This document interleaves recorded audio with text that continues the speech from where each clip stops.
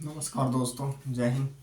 तो आज हम भारतीय संविधान की पूरी वीडियो कंप्लीट कर देंगे और जितने हमारे भारतीय संविधान में अनुच्छेद यानी आर्टिकल हैं आज वो कंप्लीट हो जाएंगे। तो मैं बताना चाहूँगा कि एक बार फिर से कि हमारा जो इंडियन कॉन्स्टिट्यूशन है वो पूरा हो जाएगा और जो चीज़ हमें जानकारी चाहिए वो सारी की सारी इसके अंदर मिल जाएंगी। और एक और बात बता दूं कि संविधान में यही चीज़ नहीं है कि आर्टिकल ही है, कुछ चीज़ें ऐसी हैं जो अलग से भी हैं, तो उनके लिए हम बात करेंगे बाद में। फ़िलहाल के लिए ये जो आर्टिकल हैं ये सारे हमें पता होने चाहिए किस आर्टिकल में क्या चीज़ है। ठीक है।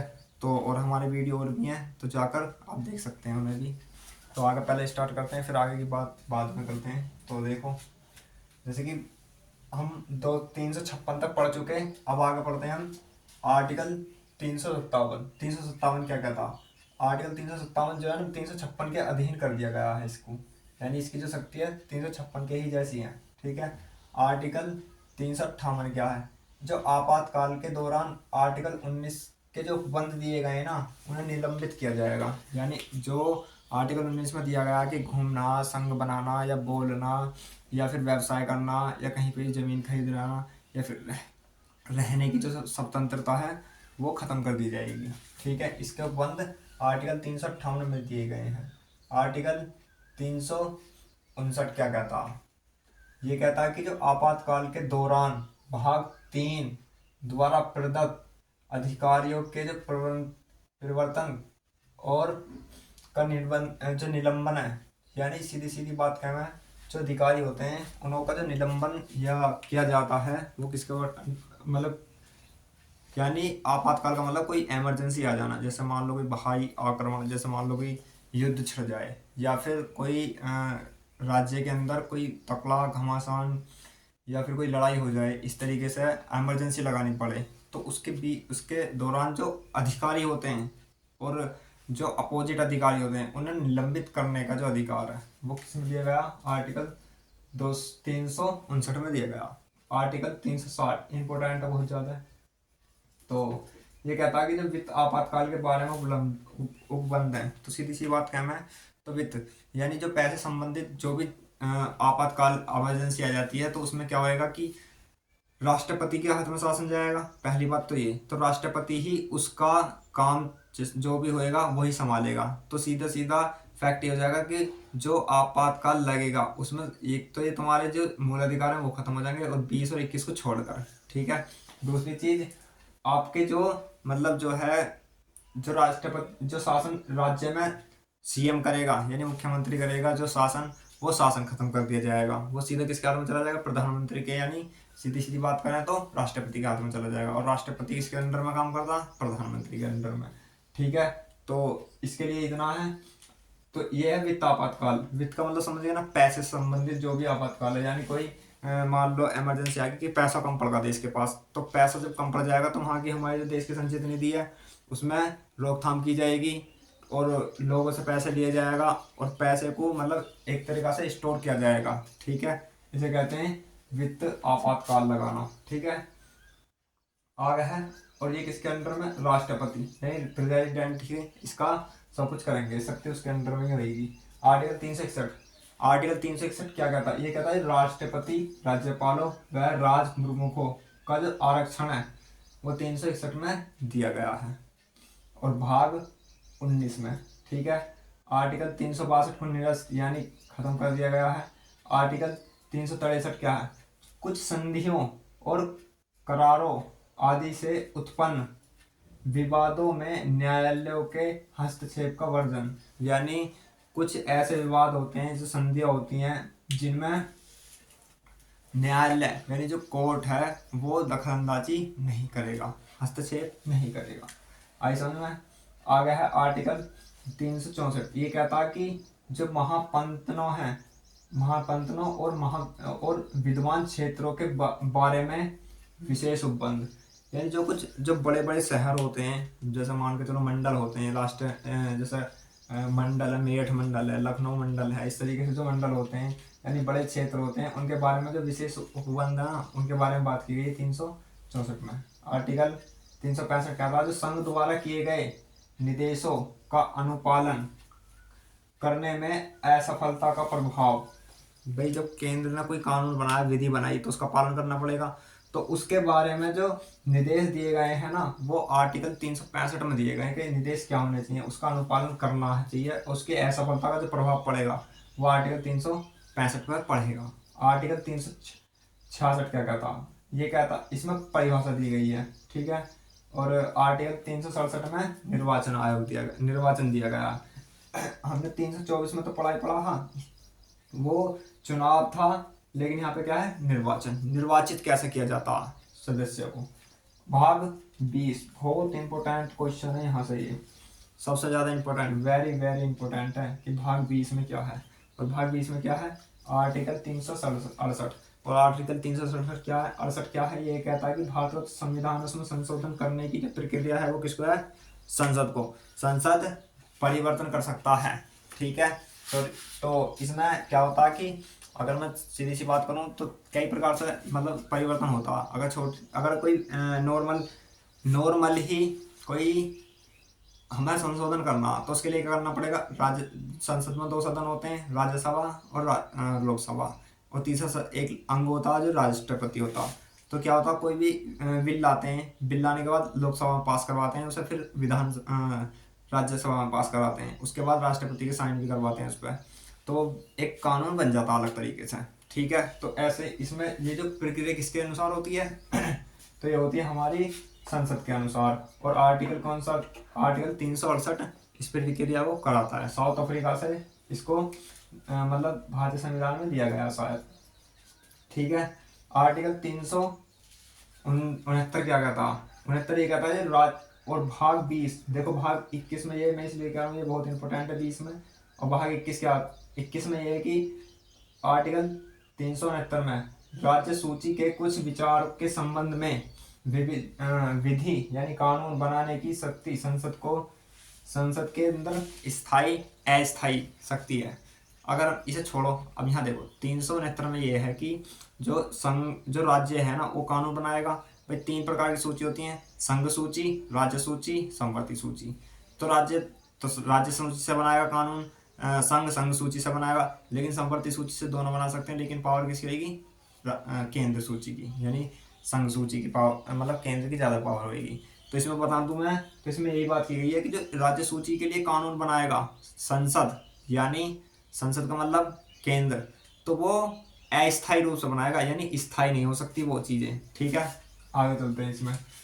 तो आर्टिकल 370 के ऊपर मूवी भी बन चुकी है कई बार, मतलब केरला स्टोरी। और आर्टिकल 370 एक मूवी भी है।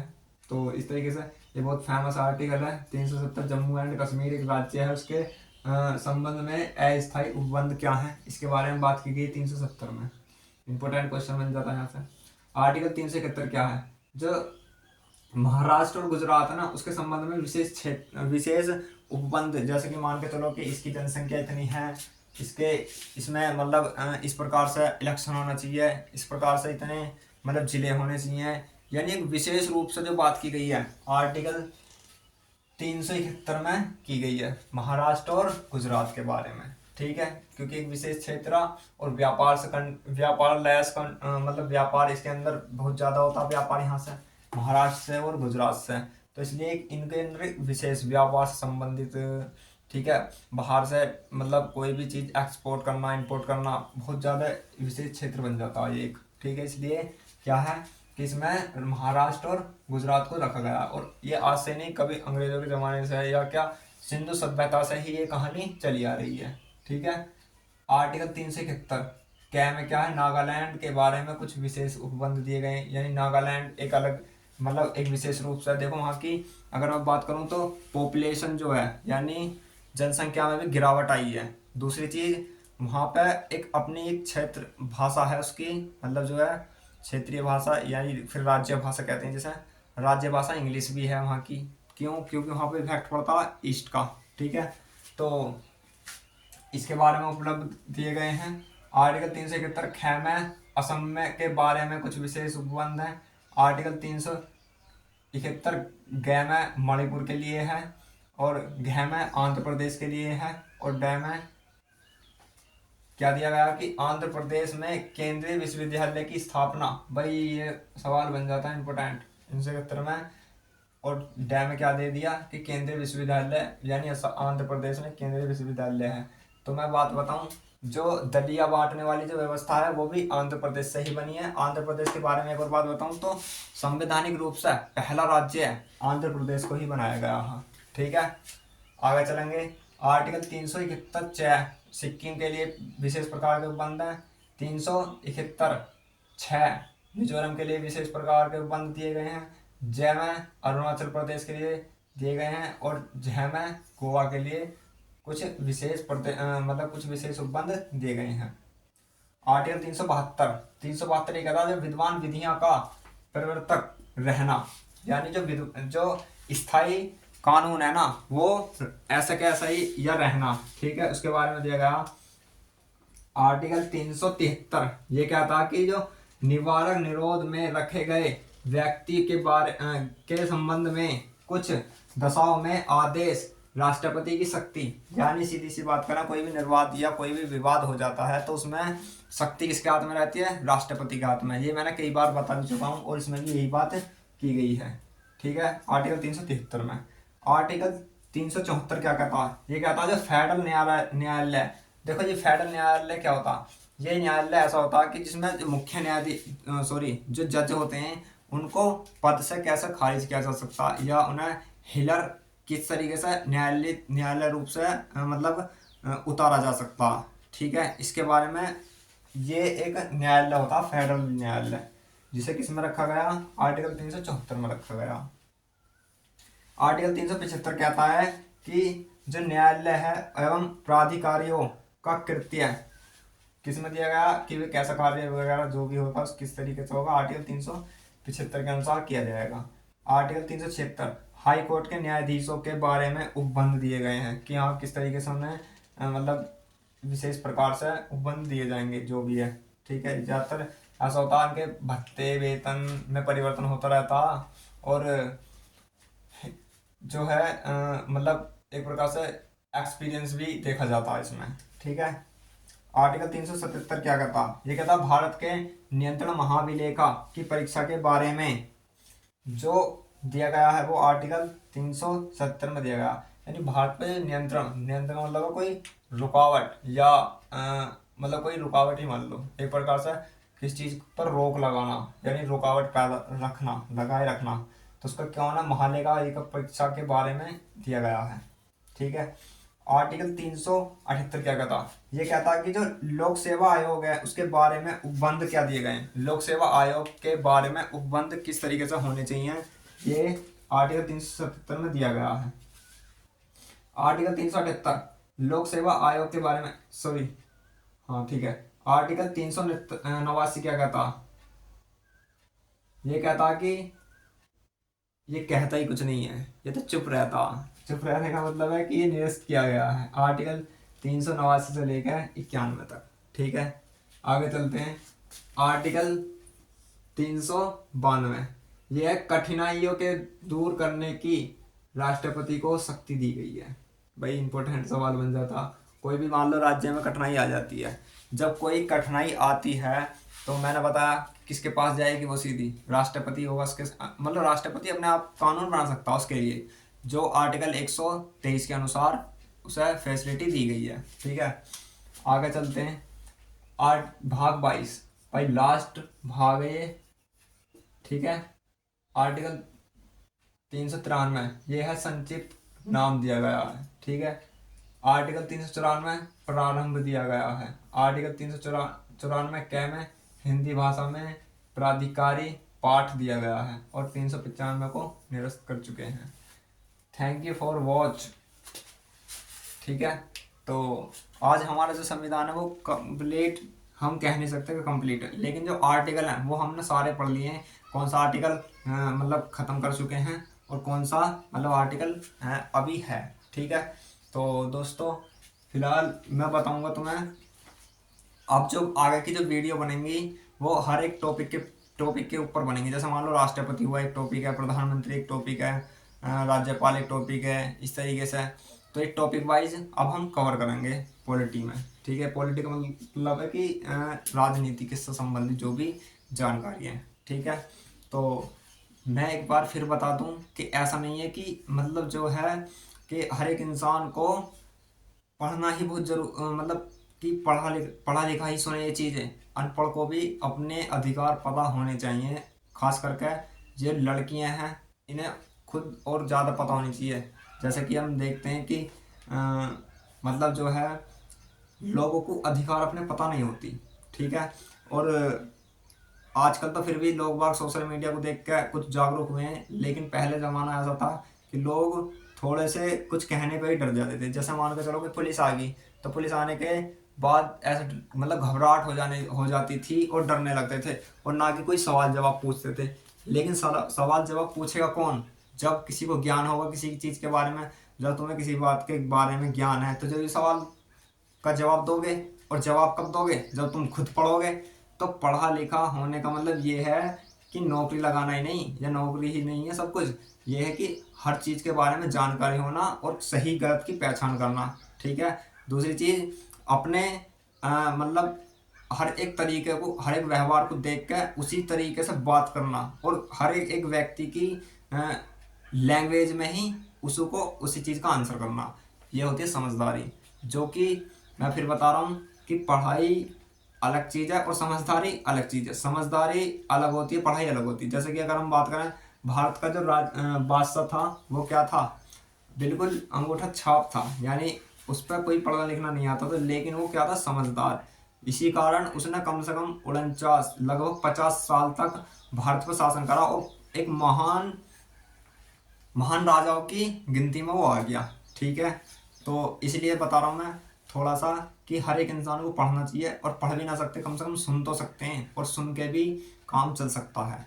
अगर अगर इंसान 4 लोगों में नहीं बोल सकता, तो फिर तो वो बिल्कुल एकदम जानवर की तरह है।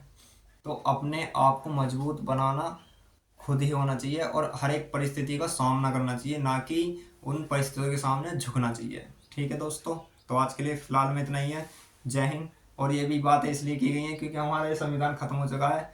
आउट ऑफ सिलेबस भी बात है ये थोड़ी सी, और सिलेबस से भी बात है। तो थैंक यू, और ज़्यादा से ज़्यादा हमारे वीडियो को शेयर करें, क्योंकि दोस्तों अगर आप हमें सपोर्ट नहीं कर सकते तो हम आपको सपोर्ट कहाँ से लाएंगे।